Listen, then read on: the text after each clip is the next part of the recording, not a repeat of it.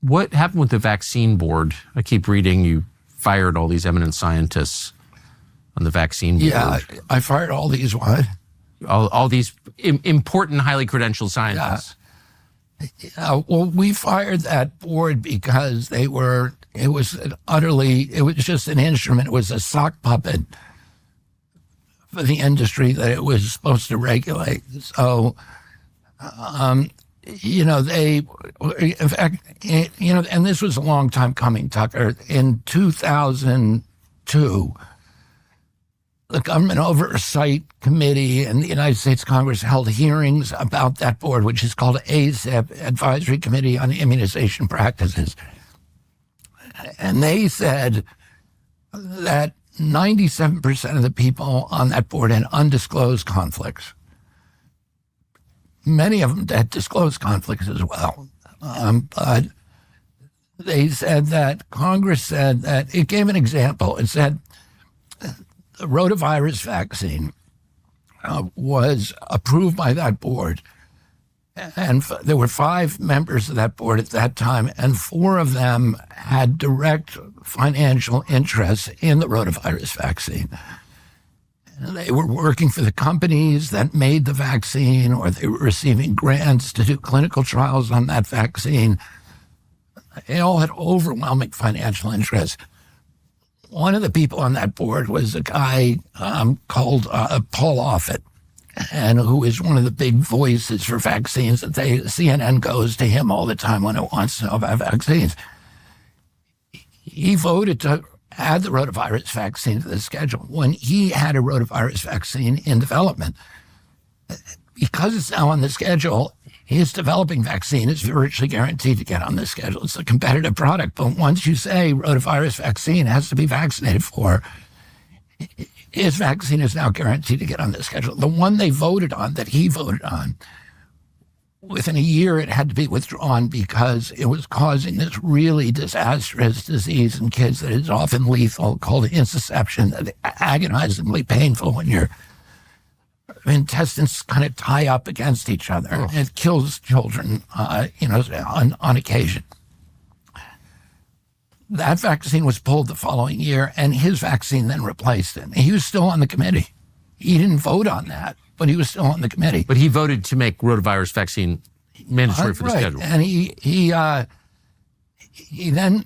his business partners, Stanley Plotkin and a couple of other people, sold that vaccine and to Merck for $186 million.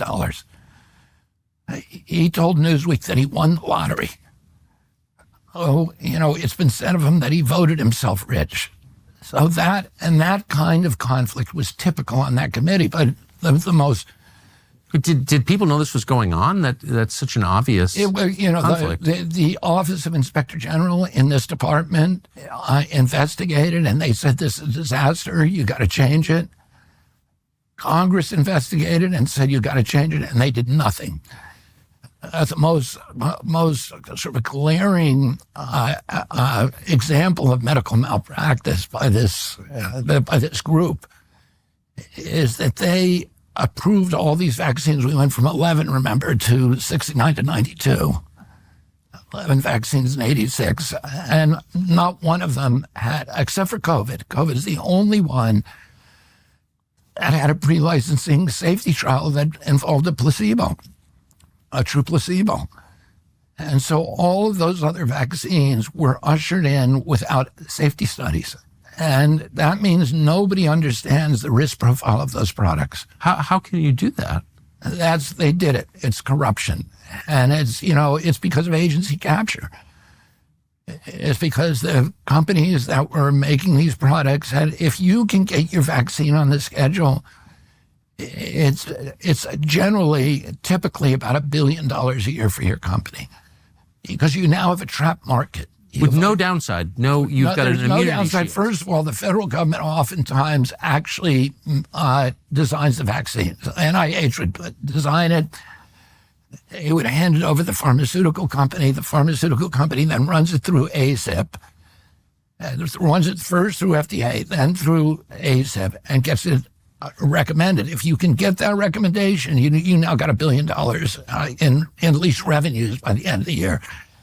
every year, forever. So, so there was a gold rush to add new vaccines to the schedule, and and ACIP never turned away a single vaccine. Everyone that came to them, they recommended.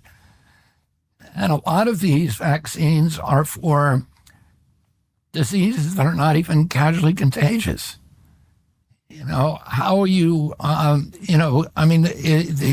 recommended the hepatitis B vaccines for babies when they're an hour old. The first day of life, they get that. And, hepatitis B, if your mother's got it, you should get it. And you can pass through maternal transmission. But every mother that goes to the hospital in this country is tested for it. So we know which ones, are vulnerable, which aren't. Oh, but the mass vaccination of the entire population, including well children, this is a disease you get through sexual transmission, or you get it from sharing needles. And particularly, it was prevalent among promiscuous gay men. But a one-day-old baby the risk to a one-day-old baby was 1 in 7 million. Very few of whom are promiscuous. Very few of whom are, involved in prostitution or drug addiction. So, but it was they were all financial drivers. So, and a lot of the diseases that they target are not diseases, the vaccine itself does not prevent transmission. And so, the justification for having it mandated is very ephemeral. And, these are all things that we need to look at. We want to protect public health, but, that means protecting against chronic disease too. And, these vaccines there's nobody who will contest that they that they can cause chronic disease, chronic injuries that last a lifetime.